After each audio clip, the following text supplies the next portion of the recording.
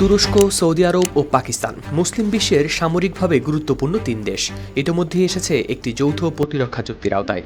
এবার সেই বলয়ে যুক্ত হতে পারে আরেক প্রভাবশালী দেশ মিশর। শুধু মিশরই নয়, ভবিষ্যতে আরও দেশের জন্য খোলা থাকতে পারে এই চুক্তির দরজা। আল জাজিরা আরবির আল মুকাবালা অনুষ্ঠানে দেয়া বিশেষ সাক্ষাৎকারে এমন ইঙ্গিত দিয়েছেন তুরস্কের প্রেসিডেন্ট রিসেপ তাইপ এরদোয়ান। তার ভাষায় এই চুক্তি শুধু তিন দেশের নিরাপত্তার বিষয় নয়, বরং পুরো বিশ্বের জন্যই একটি গুরুত্বপূর্ণ বার্তা। গেল ৭ আগস্ট মক্কায় স্বাক্ষরিত এই চুক্তিতে সই করেন এরদোয়ান, সৌদি যুবরাজ মোহাম্মদ বিন সালমান ও পাকিস্তানের প্রধানমন্ত্রী শাহবাজ শরীফ। চুক্তিটি মক্কা চুক্তি নামেও পরিচিত।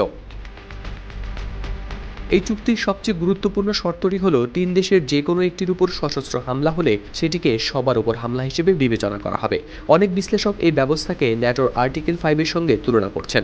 তবে পাকিস্তানের কর্মকর্তারা বলছেন এটিকে ন্যাটোর সমতুল্য কোনো সামরিক জোট হিসেবে দেখা ঠিক হবে না।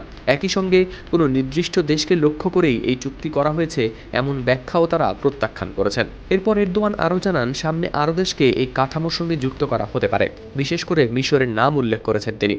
এদিকে এমন সময় এই বার্তা এসেছে যখন মধ্যপ্রাচ্যের নিরাপত্তা পরিস্থিতি ক্রমেই জটিল হচ্ছে।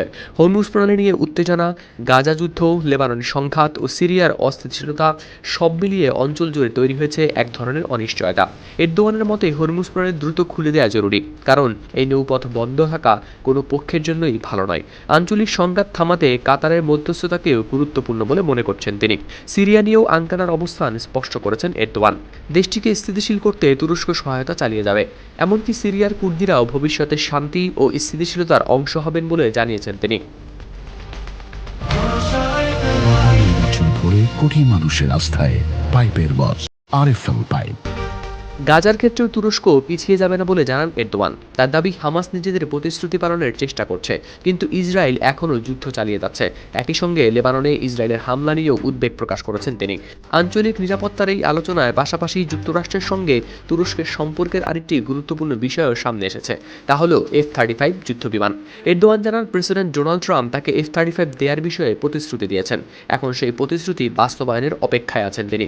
রাশিয়ার S-400 কেনার পর 2019 সালে তুরস্ককে F-35 কর্মসূচি থেকে বাদ দিয়েছিল যুক্তরাষ্ট্র। সব মিলিয়ে মক্কা চুক্তি এখন শুধু তিন দেশের পারস্পরিক প্রতিরক্ষার বিষয় হয়ে থাকছে না। মিশর সহ আরও দেশ যুক্ত হলে এটি মধ্যপ্রাচ্য ও মুসলিম বিশ্বের নিরাপত্তা কাঠামো তৈরি করতে পারে নতুন এক আঞ্চলিক বলয়। হাওলাদার শামীম, RTV।